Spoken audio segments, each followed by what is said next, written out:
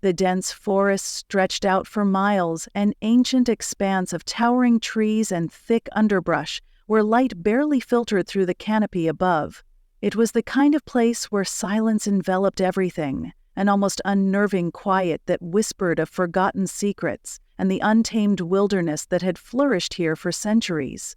The air, thick with the earthy scent of moss and damp leaves, clung to everything, making the forest feel even more remote, even more alive.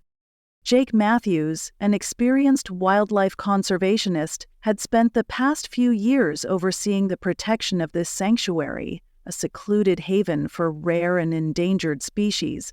He knew this land better than he knew himself.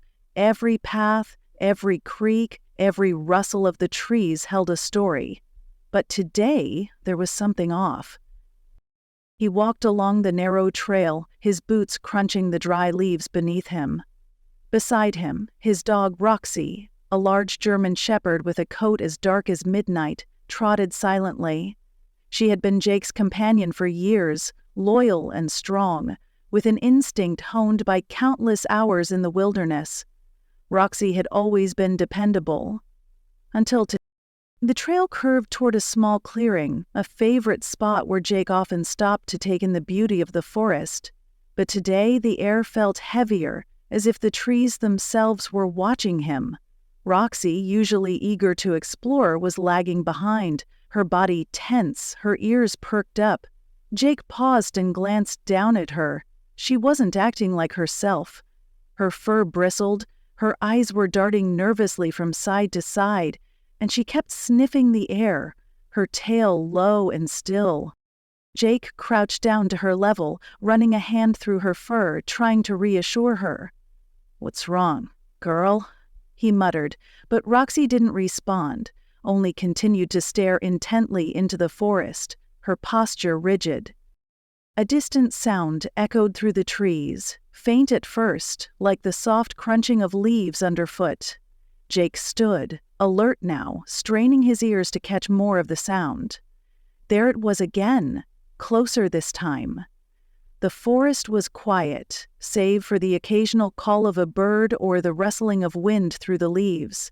But this sound, this was... Roxy's behavior escalated. She growled low in her throat, a deep rumble that vibrated through the air. The hair on the back of her neck stood on end, and she took a step back, pulling slightly on her leash as if urging Jake to move away from the clearing. Jake's instincts kicked in. He had been in this forest countless times, and in all his years here he had never felt a presence like this. The air felt charged, heavy with tension, as if something, or someone, was watching them. "Stay close, girl," Jake whispered, though he wasn't sure if it was for her benefit or his own. He began walking, slowly, cautiously, further into the clearing, following the strange, unnerving sounds that seemed to grow louder. Roxy stayed right by his side, but her unease was palpable. The sounds continued, a crunch, a snap, the unmistakable rustle of footsteps through the underbrush. But there was something else, something Jake couldn't quite place. A sharp, almost unnatural quiet seemed to follow each sound, as if the forest itself was holding its breath. They pushed deeper into the heart of the clearing, the trees thinning slightly as they approached an old overgrown stone wall. This part of the forest was once home to a long-abandoned ranger station, a relic of a bygone era. The area had been reclaimed by nature, but the stone foundation remained, a crumbling reminder of human presence. And then, it happened. Roxy froze. The deep growl that had been building in her chest suddenly erupted into a frantic bark, sharp and desperate, as she tugged against her leash. Jake stumbled back in surprise, his heart racing. Something was out there. Something that Roxy, with all her training and instincts, had recognized as a threat. Jake pulled the leash tighter, but Roxy wouldn't move. Her eyes were fixed on the wall ahead, her body trembling with tension. Without thinking, Jake began to walk toward it, drawn by Roxy's frantic behavior, compelled by the nagging feeling that something was terribly wrong. He reached the wall, his fingers brushing the cold stone as he scanned the area around him. The air was thick with anticipation. Then, just as he was about to turn back, he heard it. The unmistakable sound of movement, a rustle in the underbrush, followed by the crunch of leaves underfoot. Jake turned sharply, his heart pounding in his chest. The sound was close now, too close, and it was coming from the other side of the stone wall. Something, or someone, was on the move, hidden just beyond the veil of nature's camouflage. Roxy's barking intensified, her voice rising in urgency. Jake reached down, his fingers trembling as he unlatched the leash and stepped forward. He needed to see what was there, needed to understand why Roxy was reacting this way. He took a step forward, his foot sinking slightly into the wet earth. Then another, and another. His breath quickened, the sounds of his own footsteps lost in the overwhelming silence of the forest. The rustling grew louder, closer. He was almost there. Suddenly there was a sharp crack, louder than the rest, and Jake stopped dead in his tracks, a wave of dread washing over him. Something was moving toward him. Slowly, deliberately. Out of nowhere, Roxy lunged forward, barking viciously, her body taut with fear and aggression. Jake's heart skipped a beat as he realized that the creature, or person, on the other side of the wall had now stepped into view. It wasn't a person. It wasn't an animal either. There, standing in the shadow of the trees, was a lone figure. A human-like shape draped in tattered clothing, its face obscured by a dark hood. But what struck Jake more than anything was the eyes. The hollow, vacant eyes that stared back at him with an unsettling intensity. The figure didn't move. It just stood there, as still as the trees themselves. Roxy's frantic barking turned into a growl, deep and guttural, as the figure remained motionless. The tension in the air was suffocating. Jake's heart raced, but before he could react, the figure turned slowly, retreating into the darkness of the forest. The rustling stopped, as suddenly as it had begun. Roxy stood still for a moment longer, her body trembling. Then, without warning, she turned and bolted in the opposite direction, pulling Jake along as she sped down the path toward the safety of the sanctuary. Jake stumbled, trying to keep up, his mind racing. He glanced back once, but there was nothing there, no figure, no sound, just the quiet whisper of the wind through the trees. As they reached the edge of the forest, Roxy's barking subsided. She stood beside Jake, her body still tense, her gaze fixed on the shadowed woods behind them. The forest had returned to its silence, but Jake couldn't shake the feeling that they hadn't just been warned, they had been watched. Something or someone was out there, and it was waiting. Jake stood at the edge of the forest, his breath ragged, trying to process the events that had just unfolded. Roxy was by his side, still tense but no longer pulling away, as if she too sensed that whatever had been in the woods wasn't finished. The silence around them felt even more oppressive now, like the whole forest had closed in on them. He took a deep breath, trying to calm his racing thoughts. He had worked in this sanctuary for years, had walked these woods countless times, and yet nothing had ever made him feel like this. He had never felt as though he were being watched, never sensed an immediate looming danger. But that figure, the hollow eyes, the eerie stillness, it wasn't natural, not by any stretch of the imagination. "Roxy," he murmured, his voice low and strained. "We need to figure out what's going on." But deep down, Jake already knew that what was happening wasn't just a strange encounter. Something had changed in the forest. Something had awakened.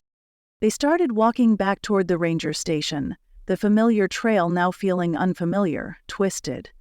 Roxy stayed close, her head swiveling at every sound, her body still tense as if waiting for the next threat to reveal itself. The trees loomed taller than before, their branches stretching like long fingers, brushing against the sky. The wind had shifted, carrying with it a coldness that hadn't been there earlier. They reached the station, a small, dilapidated building that seemed more a part of the forest than an outpost. The once vibrant wildlife sanctuary was now eerily quiet, save for the wind rustling through the trees. Jake had always felt a sense of peace here, but now the place seemed abandoned, like it had been left to rot for much longer than it had.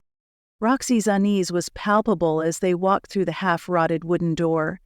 Inside, the dust hung thick in the air, and the once carefully curated maps and research notes were yellowed with age, left behind like the memories of those who had come before. Jake moved to the desk, trying to focus on the task at hand, but his mind kept drifting back to the figure in the woods. He shook his head, trying to force the image out. It wasn't real. It couldn't have been real. But there was something in Roxy's reaction, something primal, that he couldn't ignore. She had known. She had sensed something that he hadn't yet comprehended. Suddenly, a sound broke through the silence, just a faint, rhythmic tapping. His heart skipped a beat. He turned, eyes scanning the room, but nothing seemed out of place. It was coming from outside the building, somewhere in the trees. Roxy's hackles were raised again, her ears perked. She moved toward the door, standing still, waiting. The tapping grew louder. It was slow at first, a steady pattern, like footsteps dragging against the dirt. Then the sound quickened, almost a frantic rhythm. Without warning, Roxy bolted toward the door, her claws scraping against the wooden floor as she scratched at it, desperate to be let out. Jake fumbled for the handle, his heart pounding. Something wasn't right. He opened the door, stepping out into the cold air. The forest felt darker, the shadows deeper, as though the daylight had vanished without a trace. The tapping was unmistakable now, closer than ever. The ground was soft with mud, and Jake's shoes sunk into it with each step, but his attention was fixed on Roxy, who was already charging ahead. Her eyes, wide and wild, locked onto the tree line. "Stay close," Jake whispered hoarsely, but Roxy was already running, her tail stiff and alert, her body low to the ground. She wasn't just walking toward the sound, she was hunting, instinctively following the trail, as if she knew something Jake couldn't yet see.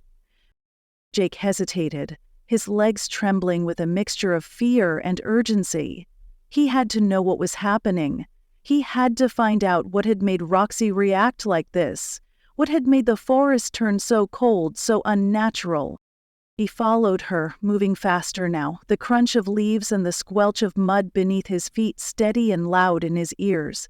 Roxy's barking began again, sharper this time, more frantic. She was close. Jake could feel it too, the heavy weight of dread that pressed down on him like a storm cloud. The tapping had stopped, but something else had taken its place. A low, almost imperceptible hum had begun to reverberate through the trees. It wasn't a sound made by any animal he knew. It wasn't natural. It vibrated deep within his chest, shaking him to his core. Roxy stopped suddenly, her body rigid. She stood at the edge of a small clearing, her eyes fixed on something ahead. Jake approached cautiously, his senses on high alert. There, standing in the clearing, was the figure again. The same cloaked form, the same hollow eyes. It was turned away from them now, as still as a statue, as if waiting. But when Apple asked, but this time Jake noticed something he hadn't before. The figure was surrounded by a strange, flickering light, faint, almost like fireflies, but moving in patterns, like a living, breathing thing. Roxy growled softly, her body trembling with restrained aggression. She knew what Jake didn't, that this thing, this figure, wasn't just a person. It was something else, something beyond his understanding. The figure's head turned slowly, its hollow gaze locking onto Jake's. For the briefest of moments, Time seemed to freeze. The air around him thickened, and Jake felt the unmistakable pull of something ancient, something powerful, stirring deep within the earth beneath his feet. Then, the figure vanished. Gone, as if it had never been there. The clearing was empty save for the odd flickering light that seemed to flicker out with the wind. Jake stood frozen, unable to process what had just happened. Roxy whimpered quietly at his side, nudging him, urging him to leave. As Jake turned to walk back toward the sanctuary, the wind shifted again, and the cold feeling in his bones never left. He glanced over his shoulder, half expecting to see the figure there again, but the forest had returned to its silent, ominous calm. Roxy stayed close as they made their way back, the bond between them unspoken but understood. Whatever was out there, lurking in the shadows, they had barely escaped it this time. Jake didn't know what it was, but he knew one thing for certain. The forest was no longer just a place of refuge. It had become something else entirely, and he would never be the same again. Jake didn't sleep that night. He sat in the dim light of the ranger station, staring out the window at the darkened forest beyond. Every crack of the floorboards beneath his boots, every rustle of the wind against the trees sent a chill down his spine. It felt as if the forest itself was watching him, waiting. Roxy, curled at his feet, occasionally raised her head to glance at the window, her ears flicking at the smallest of sounds. She seemed just as restless, just as uneasy. Jake had seen her behave like this before. Whenever something was off, something dangerous was in the air, but never like this. This wasn't just a matter of a strange noise or a hidden predator. This felt deeper, older, and whatever it was, it had made its presence known. As the hours passed, Jake's mind raced through every possibility, but the logical explanations didn't fit. There was no way to explain the figure in the clearing, no way to explain the humming, the feeling of being surrounded by something that wasn't just watching, but waiting. He needed answers. The next morning, as daylight struggled to break through the thick canopy, Jake geared up and decided to return to the clearing. Roxy stood by the door, ready to go, as if she knew they had to face whatever was there. He couldn't shake the feeling that there was something he was missing. Something in the way the figure had disappeared. Something about the flickering light. They retraced their steps through the forest, the fog of morning still clinging to the ground like a veil. The trees seemed even taller now, their bark darker, their shadows deeper, as if the forest itself had grown more foreboding overnight. When they reached the clearing, Jake paused, scanning the area. Everything seemed normal. Too normal. The grass was damp with dew and the ground was soft with the remnants of last night's storm, but there was no sign of the figure, no strange flickering lights. Only the quiet hum of nature. Roxy stood alert, her nose twitching in the air, as if sensing something Jake couldn't. She moved forward, cautiously stepping into the center of the clearing, her eyes scanning the trees with a deep, calculated focus. Jake walked behind her, his boots crunching on the dry earth. He kept his hands near the radio on his belt, just in case. The silence stretched, almost unbearable, the air thick with expectation.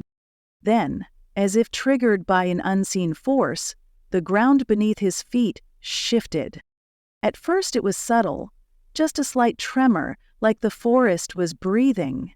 But then it grew stronger, the earth trembling beneath his feet, sending ripples through the leaves and rattling the branches above. Roxy growled low in her throat, her body bristling. Her instinct was sharper than his. She knew something was coming. Something. Suddenly the air felt charged, heavy with the hum he had felt the night before. But this time it wasn't distant. It was right there, surrounding him, buzzing in his ears like an electric current. Jake turned in a circle, trying to pinpoint the source, but the clearing remained still, as if it were holding its breath. And then, there it was. A faint, shimmering light, just beyond the tree line. It flickered in and out, barely perceptible, like a reflection off water or the glow of distant stars. Without thinking, Jake took a step toward it. Roxy bolted in front of him, blocking his path, her growl rising in intensity. She stared directly at the spot where the light flickered, her eyes wide with primal fear. Jake's hand went to her collar, pulling her back, but he couldn't ignore the force pulling him toward the light. It was a strange sensation, like gravity itself had shifted, urging him forward. He hesitated, and then the trees parted. The figure appeared again. This time there was no mistaking it. The cloaked form stood before him, but there was something different. The light surrounding it was more intense now, glowing like embers caught in a windstorm. The hollow eyes, void of any human emotion, were focused directly on Jake, as though they had always been watching him.